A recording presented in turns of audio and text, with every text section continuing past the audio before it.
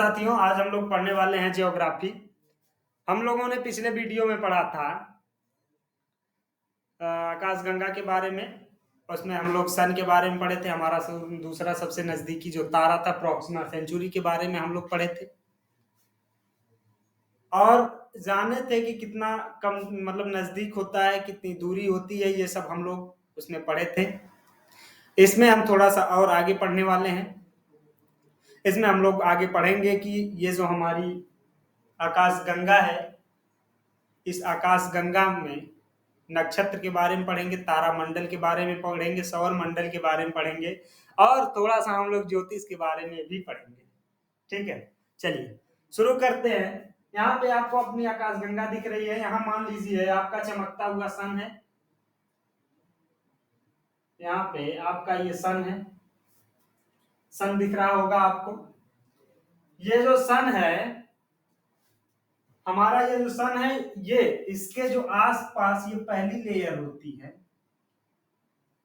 ये हमारी जो पहली लेयर है, पहली लेयर ये हमारा, ये जो होता है पहला लेयर, ये हमारा सौर मंडल है। ये हमारा सौर मंडल है और इसमें कितने ग्रह होते हैं? 8। इसके बाद ये जो हमारी आती है दूसरी लेयर, सेकंड, इसमें 27 तारे होते हैं। ये हमारा नक्षत्र है। इसमें 27 तारे होते हैं। इसके बाद जो हमारा आएगा, इसके बाद हम लोग जानेंगे जो हमारा तारामंडल होता है। तारामंडल, ये जो तारामंडल होते हैं, ये हमारा होता है तीसरी लेयर जो होती है हमारा, ये तारामंडल होता है। इसमें 86 आते हैं, 86 जो होते हैं, सॉरी ये 86 नहीं होते, ये 89 होते हैं, 89। उसके बाद हमारा आता है, ये जो जानते हैं, जो ज्योतिषी जो हम लोगों की भविष्यवाणी करते हैं, ज्योतिष विद्या बताते हैं, ये यही नक्षत्र पढ़ के बताते हैं। और हम लोग कितना पढ़े हैं? पूरे ब्रह्मांडवे को पढ़ डाले हैं। इस असुरा सब का बताएंगे हम लोगों का भविष्य। आओ हम बैठाओ, यहीं पे बताते हैं। 27 तो पढ़िए, किसी का भविष्य किसी का वो बताइए। इसमें यही होता है हमारा ज्योतिष शास्त्र। ये हमारा है ज्योतिष शास्त्र, इसी में आता है। ये 27 आप पढ़ लिए तो आप भी ज्योतिषी बन गए। ठीक, हमारे जो ज्योतिष होते हैं इसी 27 को पढ़े हुए हैं और हम लोग तारामंडल, सौर मंडल, तमाम मंडल पढ़ रहे हैं। आकाशगंगा इतनी पढ़े हैं। उसके बाद जो है इस असुरा सब 27 को पढ़ के अपने आप को ज्योतिष बनता है बहुत बड़का। अरे क्या बताएगा तुम हम लोगों का ज्योतिष। इसमें देखिए, ये जो नक्षत्र होते हैं ना, इसमें तरह तरह के नक्षत्र होते हैं। ये इसमें आता है वृषभान नक्षत्र। जो वृषभान नक्षत्र में पैदा होता है उसको लड़की सब खूब लाइक करती है। हमारे जो कृष्ण भगवान थे ये इसी वृषभान नक्षत्र के थे। वृषभान नक्षत्र में जो पैदा हुआ उसको लड़की सब खूब लाइक करेंगी, हाथ उत काट लेंगी। Oh my God, I love you, true love. हमारे जो श्री कृष्ण भगवान थे वो इसी नक्षत्र के थे। इसीलिए जो गोपियां हैं उनको पत्र लिखती हैं। क्या पत्र लिखती हैं उनको? जब श्री कृष्ण भगवान छोड़ करके चले जाते हैं मथुरा, तो जो गोपी होती है वो उनको खत लिखती हैं। क्या लिखती है खत में? नखत ने दिग्रह जोड़कर अधिकर अब जो आवत, अब जो बनत, अधिकर अब जो बनत उसे, मतलब अधिकर अब जो बनत उसे खाए। ठीक, जो होते हैं नखत, नखत कितने होते हैं? 27। 27 नखत वेद ग्रह जोड़कर, नखत वेद मतलब 4 और ग्रह जोड़ करके 27, 4 31 और 9 ये हो गया 40। अधिकर, इसको आधा कर दीजिए। अब जो बनत उसे खाए, 20, 20 का मतलब 20। अगर आप नहीं आए तो हम लोग यही करने वाले हैं। ये गोपियां लिखती हैं श्री कृष्ण भगवान के लिए। अब सोचिए वृषभान नक्षत्र में पैदा हुआ जो वो कितना खतरनाक होता है। अब इसके लिए सब लोग बताएंगे हम वृषभान में हैं, हम वृषभान नक्षत्र के हैं। अरे ऐसा नहीं होता है, कुछ कुछ लोग होते हैं, और जो लोग होते हैं उनके लिए लड़की एकदम पागल लगती है। चलिए, ये तो हमारे ज्योतिष शास्त्र का था, थोड़ा बहुत बता दिए। इसके बाद हम लोग पढ़ने वाले हैं इसमें थोड़ा सा हम जानते हैं आकाश गंगा के बारे में। नहीं सॉरी, ये जो हमारा ये तारामंडल हो गया, मतलब सौर मंडल हो गया, उसके बाद नक्षत्र आएगा, उसके बाद तारामंडल आएगा। नक्षत्र में हमारे 27 तारे होते हैं और तारामंडल में 89। इसमें सप्तऋषि, लघु सप्तऋषि, उर्सा मेजर, उर्सा माइनर और तमाम प्रकार के तारे होते हैं जो हम लोग पढ़ेंगे। उसके बाद इसमें तरह तरह के सिद्धांत आए। देखिए, अगर इसको हम वर्गीकृत करें तो वर्गीकृत इस तरह से होगा। मान लीजिए हमारी एक जो आकाश गंगा है, ठीक, ये हमारी आकाश गंगा, ये हमारी आकाश गंगा है। और इसमें पहले जो हमारा आएगा ये ब्रह्मांड आएगा, ठीक। ब्रह्मांड के बाद आएगी हमारी इसमें आकाश गंगा, इसमें आएगी हमारी आकाश गंगा, इसके अंदर आकाश गंगा। उसके बाद इसमें जो हमारा आता है तारामंडल आता है, इसमें आता है क्या, तारामंडल, तारामंडल। और इस तारामंडल के बाद हमारा इसमें आएगा नक्षत्र, नक्षत्र, ठीक। और इस नक्षत्र के अंदर हमारा जो आएगा सौर मंडल आएगा, सौर मंडल। और फिर उसके बाद हमारा इसी में आएगा सन, सूर्य, सौर मंडल के अंदर। अब ये जो हमारा सूर्य है, इस जो है हमारे आकाश गंगा का चक्कर लगाता है और एंटी क्लॉकवाइज घूमता है, विपरीत दिशा में, घड़ी के विपरीत दिशा में ये चक्कर लगाता है। अब इसके बारे में तरह तरह के सिद्धांत आने शुरू हुए। कुछ लोग सिद्धांत दिए, कुछ लोग सही निकले, कुछ लोग गलत निकले, अपने अपने सिद्धांत सब लोग पेश किए। सबसे पहले जो एक टालमी नामक वैज्ञानिक हुआ करते थे, टालमी, टालमी, इन्होंने सिद्धांत दिया। इस वैज्ञानिक ने क्या सिद्धांत दिया, देखिए, ये हमारा सन है, सन है, और ये हमारी अर्थ है, अर्थ। इसने कहा कि ये जो अर्थ है, पृथ्वी हमारी है, पृथ्वी स्थिर है, ये पृथ्वी जो है ये स्थिर है, और सूर्य जो है इसका चक्कर लगाता है, इसीलिए दिन और रात होते हैं। ससुरा कहां से पढ़ के आया था ये? खड़ा होके देख लिया, सूर्य इधर से इधर गया तो ठीक है, सूर्य चक्कर लगाने लगा। इसके बाद टालमी भगवान बन गए, भगवान टालमी, भगवान टालमी आ गए, वैज्ञानिक, वैज्ञानिक बहुत बड़का वैज्ञानिक। उसके बाद आए कापरनिकस, जो कापरनिकस आया, उसके बाद दूसरा जो हमारे वैज्ञानिक आए वो थे कापरनिकस, कापरनिकस दूसरा वैज्ञानिक।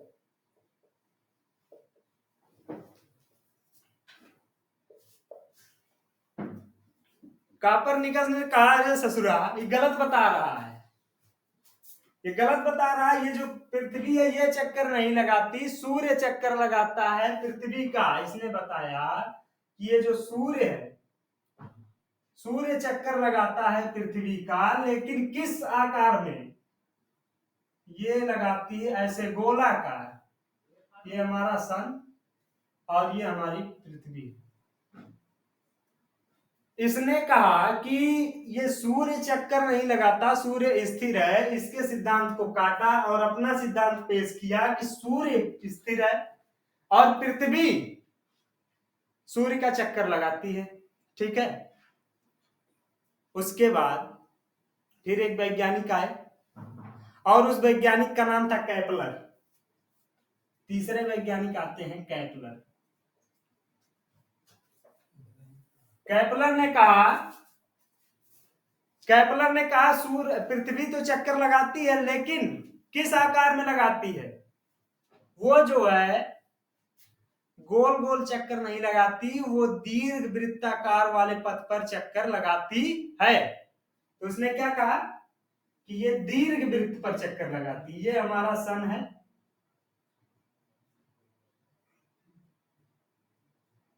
ये हमारा सन है।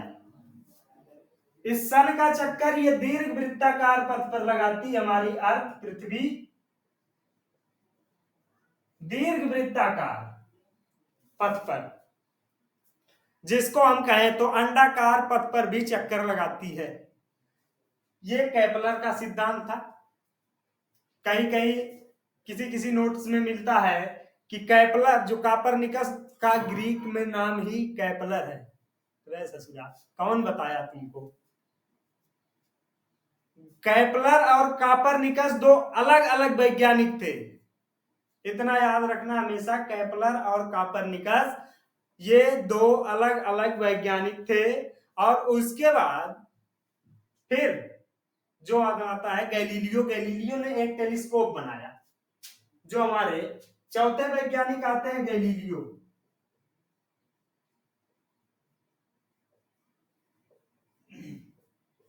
गैलीलियो ने क्या किया? टेलीस्कोप बना के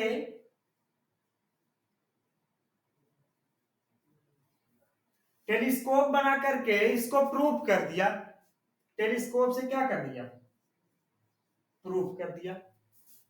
क्या प्रूफ किया? यही प्रूफ किया कि ये जो हमारी पृथ्वी है, पृथ्वी चक्कर सूर्य का लगाती है। और कैसे लगाती है? दीर्घ वृत्ताकार पथ पर लगाती है। ठीक, कैसे लगाती है? दीर्घ वृत्ताकार पथ पर लगाती है। और उसके बाद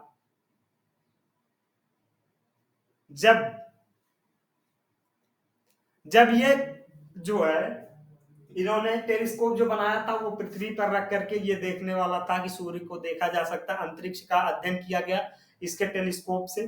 उसके बाद हमारे आते हैं हब्बल। हब्बल उन्होंने एक दूरदर्शी बनाया और उसको अंतरिक्ष में ही भेज दिया।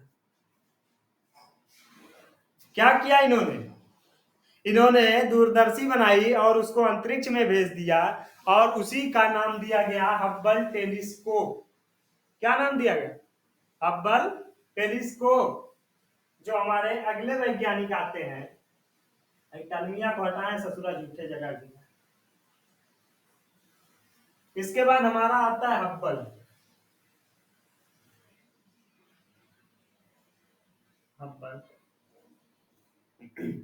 हब्बल ने टेलीस्कोप बनाया और उसको अंतरिक्ष में भेज दिया और वहां से फिर अंतरिक्ष में अध्ययन किया गया। और ये जो पृथ्वी है ये सूर्य का चक्कर लगाती है, वो भी किस शेप में लगाती है? दीर्घ वृत्ताकार शेप में लगाती है। ये हमारा प्रूफ किया किसने? हब्बल ने। इसका जो दूरबीन था ये अंतरिक्ष में भेजा गया, अंतरिक्ष में भेजा गया। ठीक, ये इसका टेलीस्कोप था। अब हम लोग जो पढ़ेंगे ये सब इन लोगों का सिद्धांत पढ़ लिए। अब थोड़ा सा हम लोग इसके आगे पढ़ेंगे जो है एक तारा सिद्धांत, दो तारा सिद्धांत, किस तरह से सूर्य बना, किस तरह से पृथ्वी बना। इस पर लोगों का अलग अलग मत है, सबका अलग अलग अपना अपना राय, अपना अपना वो सब लोग रखते हैं। हम लोग भी पढ़ेंगे, बिग बैंग थ्योरी जो भी है उसको जानेंगे। और उसके बाद ये जो हमारा ज्योग्राफी है ये अगले एपिसोड में थोड़ा सा और विस्तृत बताया जाएगा। ठीक, इतना समझ में आया? ये जो तारामंडल था, हमारे तारामंडल में कितने तारे होते हैं? अगर हम पूछ दें आपसे, चलिए बताइए कि तारामंडल में कितने तारे होते हैं, तो आप क्या बताएंगे? तारामंडल में हमारे 89 तारे होते हैं। हम पूछे कि नक्षत्र में कितने तारे होते हैं, नक्षत्र जिससे सबका जो है वो बताया जाता है, भविष्य ज्योतिष, बताइए बताइए। ये 27, जिसको ज्योतिष लोग पढ़ के बड़का ज्योतिषी बनता है। आप पढ़िए, ज्योतिषियों का ज्योतिष बताइए। और उसके बाद हमारे सौर मंडल में कितने ग्रह आते हैं? 8 ग्रह हैं। ये हमारा सौर मंडल का है, ये सौर मंडल में आता है। उसके बाद जो हमारा सन आता है, इसमें कोई दिक्कत? अगर दिक्कत हो तो कमेंट बॉक्स में लिखिए, अपनी राय दीजिए, अपना सुझाव दीजिए। और हमारे ये जो हमारा टेलीग्राम चैनल A2F एकेडमी है उसको सब्सक्राइब करिए, वहां से आपको नोट्स प्रॉपर मिलते रहेंगे। और ये एक बार से रिवीजन कर लीजिए कि जो हमारे तारामंडल होते हैं उसमें 89 तारे होते हैं, 27 नक्षत्र होते हैं और 8 ग्रह होते हैं। और जो नक्षत्र होता है, जो हमने जैसा कि हमने आपको पढ़ाया कि सबसे जो इम्पोर्टेंट नक्षत्र होता है वो वृषभान राशि होती है। वृषभान राशि में पैदा हुए लड़के पर लड़कियां फिदा रहती। उसके बाद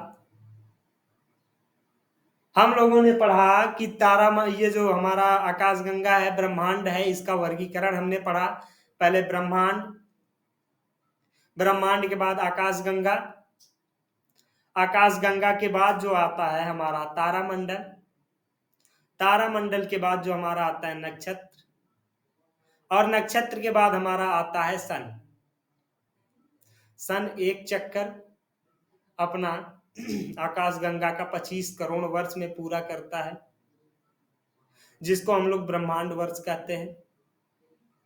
पृथ्वी अपना एक चक्कर, सूर्य के चक्कर, एक चक्कर 365 दिन में पूरा करती है, जिसको हम लोग सौर वर्ष कहते हैं।